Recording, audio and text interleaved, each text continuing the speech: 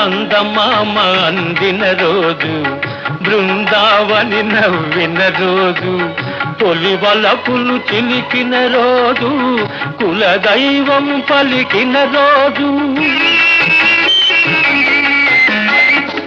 చందమామ అందిన రోజు, బృందావని నవ్విన రోజు, తొలి వలపులు చిలికిన రోజు, కులదైవం పలికిన రోజు, కన్న తల్లి ఆశలన్నీ సన్నజాజులై విరిసిన రోజు.